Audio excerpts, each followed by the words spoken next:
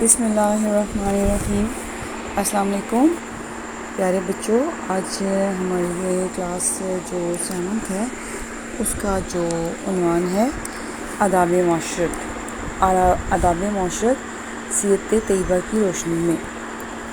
جیسا کہ آداب معاشرت یا ادب کی جمع ہے، اس کے معنی دستور، قاعدے یا طور طریقے کے ہیں، ٹھیک ہے؟ جو ہم معاشرے میں رہ کے جو طور طریقے اپناتے ہیں اس کو آداب معاشرت کہتے ہیں۔ معاشرت سے مراد معاشرے کا رہن سہن ہے۔ یوں آداب معاشرت معاشرے میں رہنے، سہنے اور زندگی گزارنے کے طریقوں کو کہا جاتا ہے۔ اسلام ایک مکمل ضابطہ حیات ہے جو فرد کو زندگی گزارنے کے تمام طریقوں اور رہنما اصولوں سے مکمل آگاہ کرتا ہے۔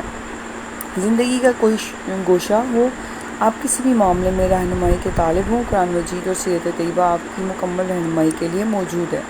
حضور نبی کریم صلی اللہ علیہ وسلم کی مبارک زندگی ہمارے لیے قرآن پاک کی عملی تفسیر کی صورت میں موجود ہے۔ اللہ تعالیٰ کا ارشاد ہے کہ یقیناً تمہارے لیے اللہ کے رسول کی ذات مبارکہ میں بہترین نمونہ ہے۔ جیسا کہ آداب معاشرت کے قیمتی آداب جو ہیں خاطر تواضع، مسکراہٹ اور مسلمان بھائی کے ساتھ اسلام میں پہل ہے، اپنی گفتگو میں نرم لہجہ اپنانا اور نیک گمان اور دوسروں کی پردہ پوشی، حاجت روائی ہے اور دوسروں کو درگزر کرنا یعنی کہ معاف کرنا ہے۔